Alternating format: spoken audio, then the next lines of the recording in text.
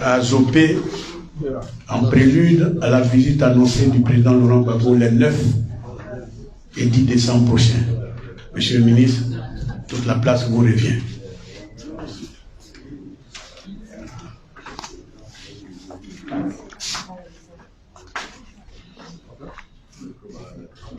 Camarade président exécutif,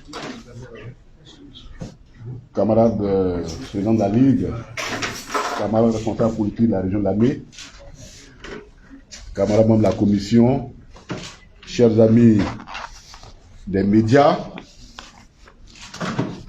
je voudrais, avec la permission et l'autorisation du président exécutif, vous dire merci d'être venu spontanément à notre appel et vous présenter nos excuses pour le retard avec lequel nous commençons la présente conférence. Alors, elle va se faire commencer par une lecture des propos liminaires. Au début, on a voulu que ce soit un point de presse, mais pour le respect que nous devons à la presse qui s'est mobilisée, nous pourrons volontairement nous prêter à quelques questions afin d'éclaircir des points si des points semblent ne pas avoir été bien compris après la conférence. Nous pourrons bien donc les éclaircir. Au besoin, quelqu'un de la direction pourrait, si l'occasion nécessite, des explications là-dessus. Alors donc nous commençons par les propos liminaires. Le dimanche 4 décembre 2022, des enregistrements vidéo montrant des propos et des actes hostiles à la visite dans la région de Lamé de son Excellence le président Laurent Gbagbo, ancien président de la République de Côte d'Ivoire et président du Parti des peuples africains Côte d'Ivoire PPACI, ont été abondamment relayés par les réseaux sociaux.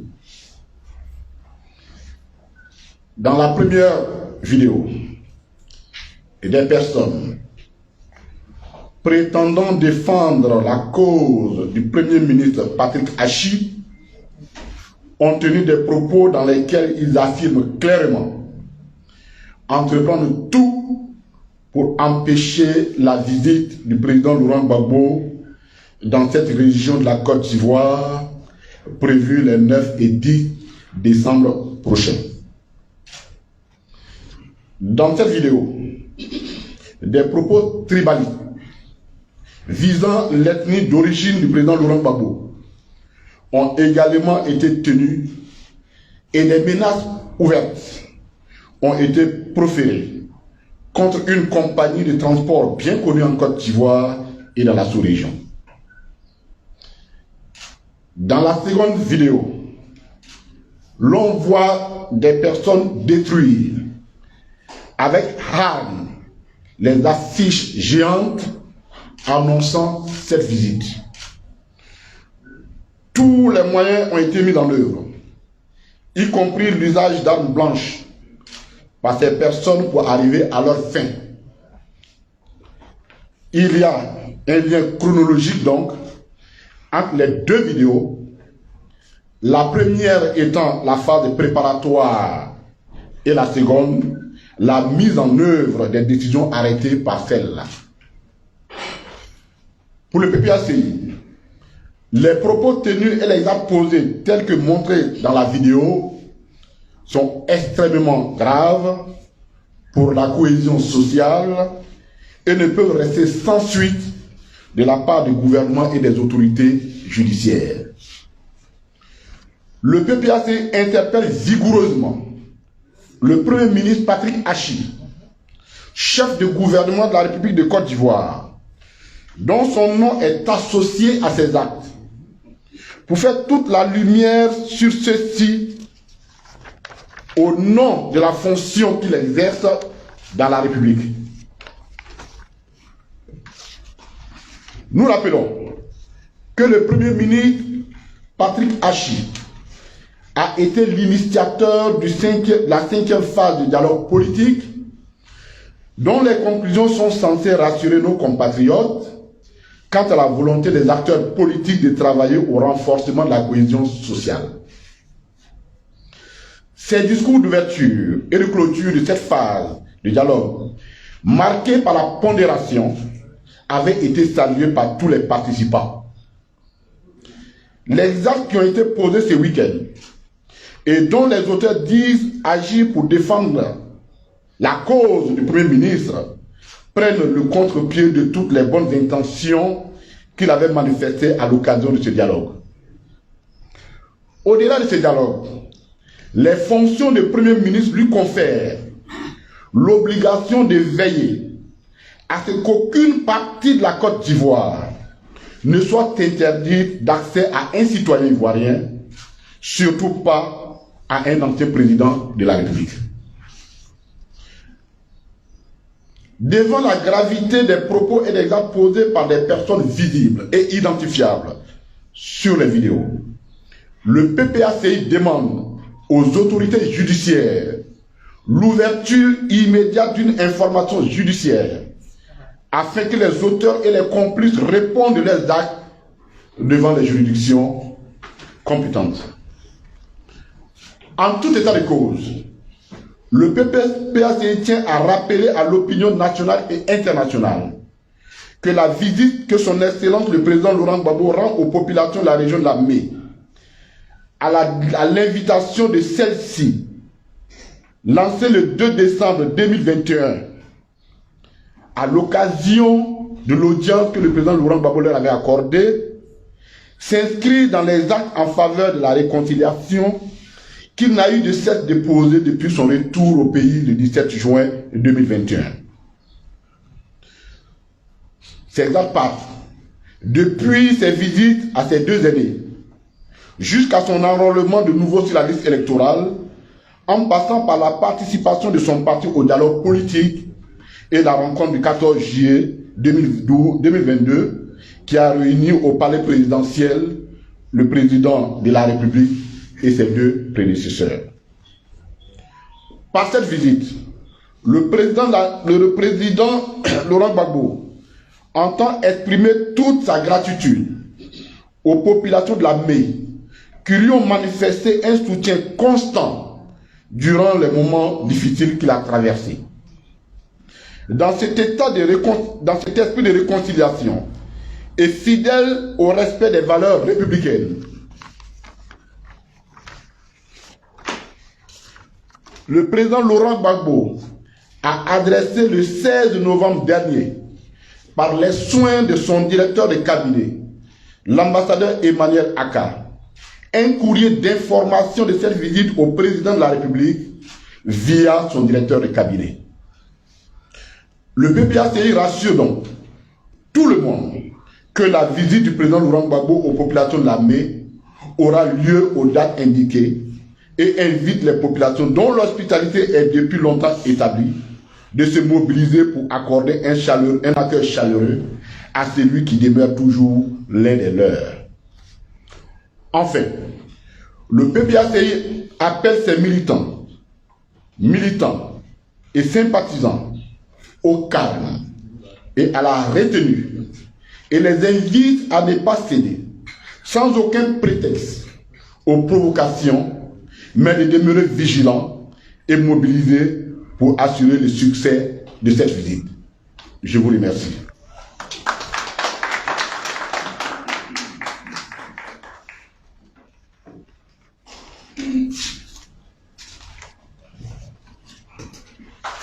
Voilà, juste le temps, voilà, de se désaltérer un peu.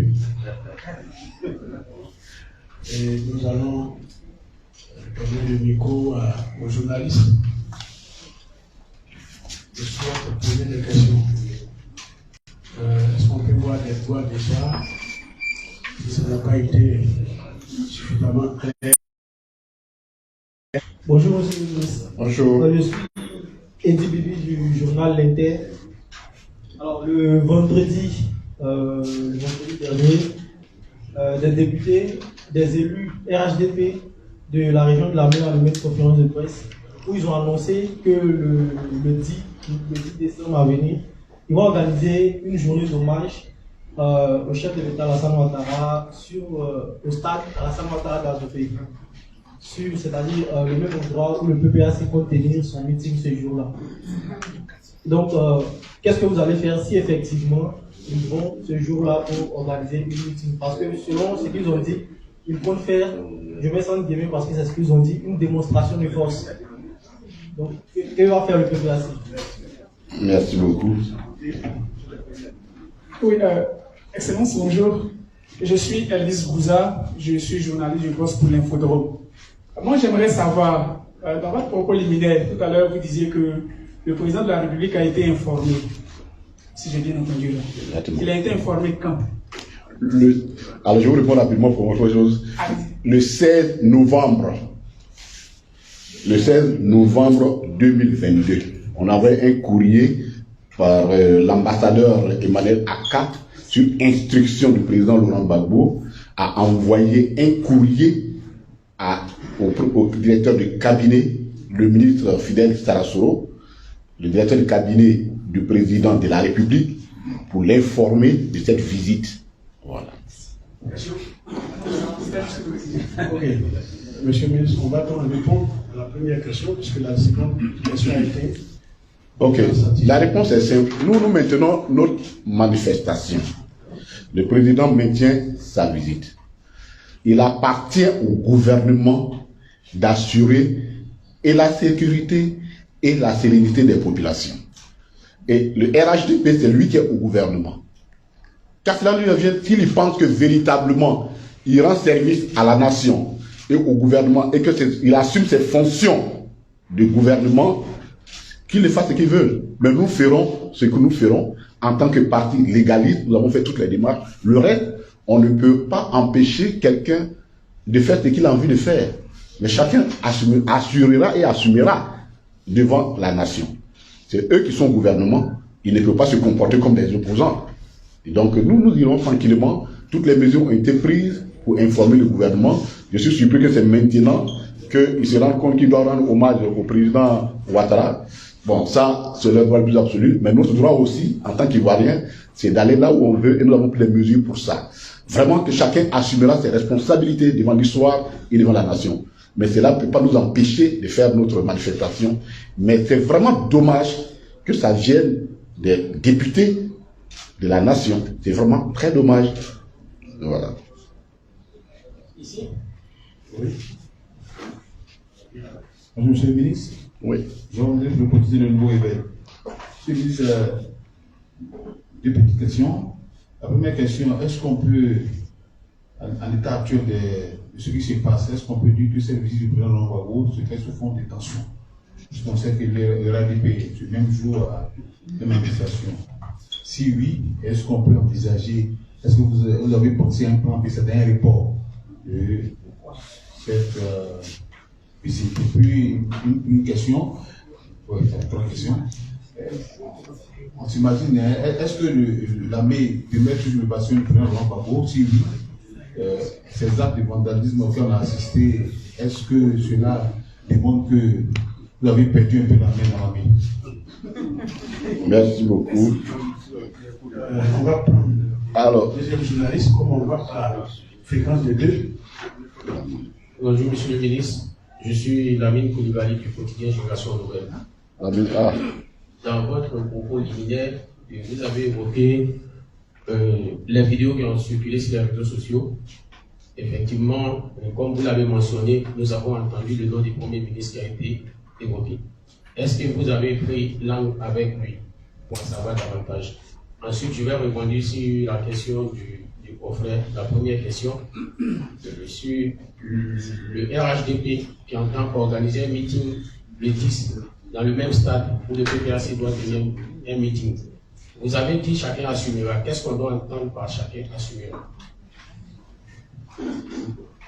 ok. Le nouveau réveil. Non, pour nous, notre visite ne se fait pas du tout, la visite du président Laurent Gbagbo ne se fait pas du tout sous fond de tension. Le président Laurent Gbagbo a été invité par les populations de l'armée. Donc, nous sommes en Afrique. Quelqu'un vous invite, il ne peut pas en même temps vous perdre l'attention. Donc, pour nous, le président Laurent Gbagbo va le 9 et le 10 saluer les populations de l'armée sur leur invitation. Donc, il n'y a vraiment pas de tension là-dessus. Et ça me permet de répondre à votre deuxième question. Oui, je pense que cette peur-là, de savoir que le président Laurent Gbagbo va dans son bastion, certainement c'est ça qui les rend frileux. C'est là qui les rend frileux. Sinon, il n'y a aucune raison. Et ce n'est pas parce que des individus, quelques individus se seraient levés avec des instruments de violence pour aller détruire ou tenir des propos, que du coup, nous indicterons tout le peuple entier en disant ils ont lâché le président Laurent Gbagbo. Ça, je pense que ce serait un raccourci que nous ne prenons pas du tout. Et je pense que dans la réalité, les initiateurs de ces actes, c'est parce qu'ils savent certainement que cette démonstration risque d'être à la hauteur de leur peur, qu'ils sont obligés d'agir de cette façon. Donc, vraiment, je voudrais que nous restions calmes. Nous sommes venus vous dire l'état d'esprit du président. Il a été invité et il va y aller. Et il n'est pas question pour nous, dans l'état actuel des choses, d'opérer un quelconque report. J'ai rappelé ici, au nom de notre parti, qu'il appartient au gouvernement, dont le chef est ressortissant de cette région, d'assurer la sécurité et de ne pas interdire l'accès d'une partie de la Côte d'Ivoire à un citoyen ivoirien.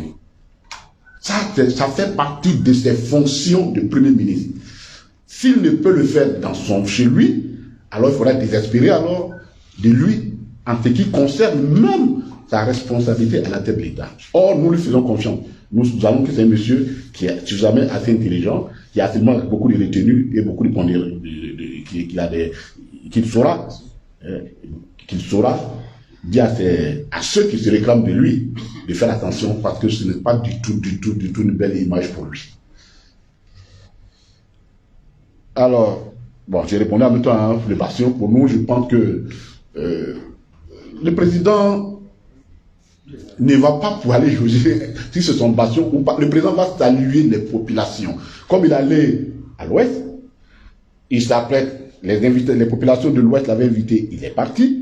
Les populations de l'armée l'ont invité, il va partir. Il y a une invitation qui est déjà pendant le haut Sassandra, il va y répondre. Donc, franchement, le président doit aller partout et il n'y a pas de raison qu'une partie de la Côte d'Ivoire lui soit interdite d'accès. Ça me permet ça répond en même temps à votre question. Hein. Vous avez demandé, puisque vous rejoignez l'autre en disant que ça aura lieu le même jour, au même lieu. Est-ce que ce n'est pas comment nous analysons tout cela? Pour nous, vraiment, au lieu de nous répéter, nous allons dans la logique que le président Laurent Gbagbo a jusqu'à aujourd'hui observé. Parfois, on se demande bien, mais qu'est-ce que les gens lui veulent? Il est arrivé, il n'a posé aucun acte hostile. Au contraire. Mais je ne sais pas pourquoi il y a cette frilosité, pourquoi les gens sont frileux et ils passent par tous les moyens pour le provoquer. Alors que le monsieur, depuis qu'il tient, on lui fait même le reproche, je n'ai même pas parlé beaucoup. Il est dans son coin, il organise son parti, qu'il a confié à des personnes qui travaillent énormément sur le terrain pour implanter son parti. Et puis bon, ça là, vraiment, je ne vois pas où est le problème dans cette situation. Donc pour nous, quand je dis tout à l'heure que chacun va assumer ses responsabilités, nous avons fait toutes les démarches administratives, nous avons fait. La responsabilité première de l'État, c'est d'assurer la sécurité. Ce n'est pas nous. Donc c'est à eux d'assurer la sécurité. Mais il n'est pas question pour nous de reporter cette visite. Monsieur le ministre, avant de prendre les dernières questions, s'il y en a, je voudrais signaler aux journalistes que cette conférence de presse se tient non seulement en présence du président exécutif du PPACI, mais en présence de la présidente de la Ligue, présidente intérimaire de la Ligue des femmes du PPACI qui s'appelle Gisèle Apo, qui est de Yakassé à Togo. Elle se tient en présence avait vie parfait, c'est ça. Qui est président du comité d'organisation adjoint, qui représente ici le député Boni Veda, qui est le président du comité d'organisation. Bien sûr, nous avons notre archive, Asi Bernard, qui est le coordonnateur régional d'Alépé. Lui aussi, du peuple Aké. Vous voyez donc que le peuple Aké est dignement représenté. On va prendre les dernières questions. J'espère que je n'ai oublié personne. Madame, vous êtes à qui aussi? Voilà, il y a une dame dedans même. SNT, secrétaire national technique. Vous savez, c'est le président Yandema et à son âme était en train de faire une conférence de presse. Puis il a dit il y a des vandaux qui ont cassé à cause du multipartisme. Quelqu'un lui a soufflé? Les vandales. Ah, on dit même qu'il y a des femmes dedans. Alors, tu peux prendre la parole? Bonjour, monsieur le ministre. Je suis Bekotinko de Afrique Sucette. Vous avez souligné tout à l'heure qu'il n'était pas question de report de la visite de monsieur Gbagbo dans l'armée. Étant donné qu'il s'agit, il revient des autorités de gérer tout ce qui est sécurité, encadrer la visite. Et si ces autorités demandaient au parti PPACI le report compte tenu des tensions qu'il y a eu dans cette zone, quelle aurait été la réponse exacte du PPACI? Alors là, ok. On va prendre tous les derniers blocs, comme ça vous répondez. Et c'est bon. Derrière la barre, le tout dernier intervenant. Monsieur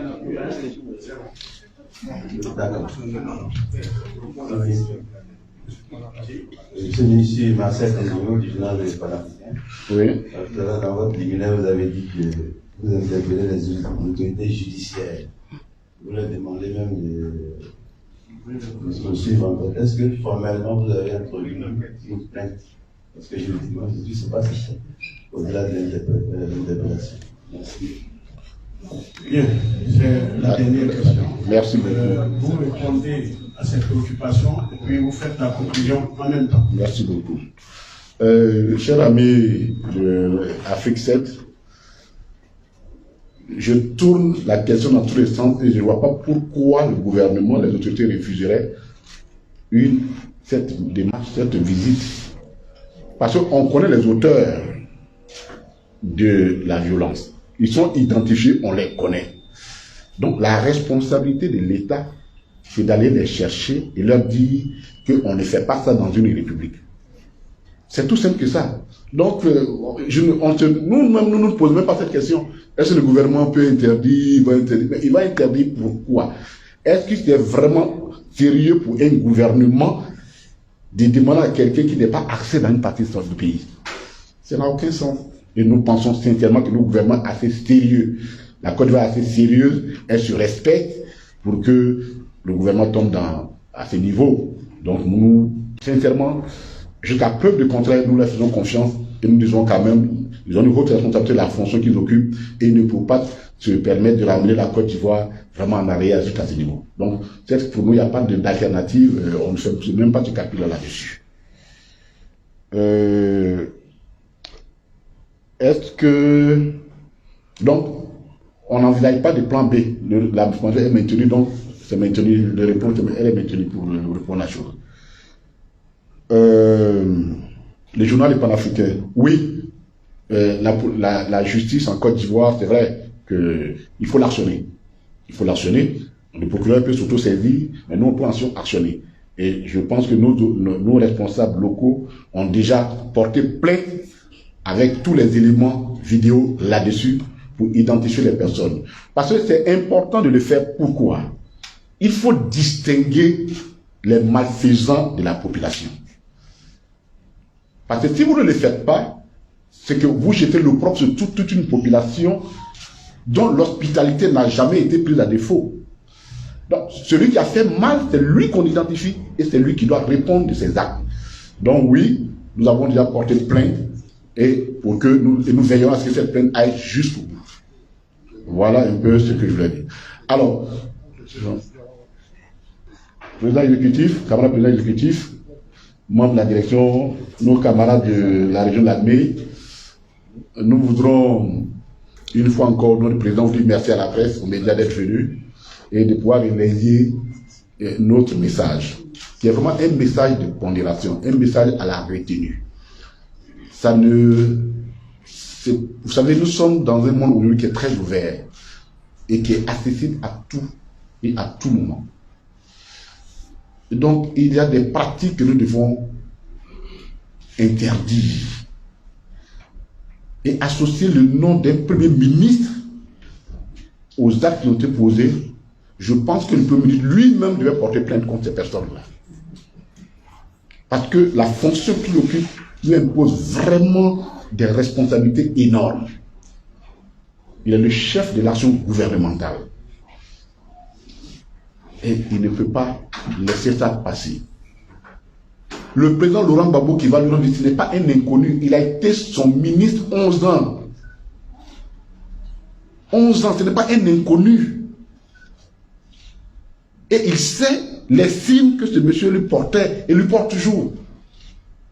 Il n'y a pas de raison, aucune raison ne peut justifier ces gens d'actes-là, qui non seulement jettent l'opprobre sur le gouvernement, et si nous ne faisons pas de recul, qui veut terminer l'image d'un grand peuple, d'un peuple de valeurs, d'un peuple qui est, que le président Laurent Gbagbo, toujours l'habitude de dire, qui a été le plus grand promoteur de la démocratie en Côte d'Ivoire.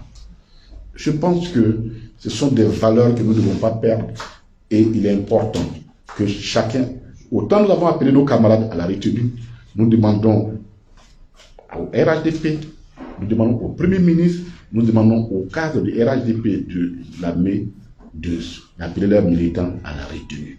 Ce n'est qu'une visite d'amitié, d'une visite que quelqu'un va rendre à ses amis, à ses parents et à ses connaissances sur leur invitation.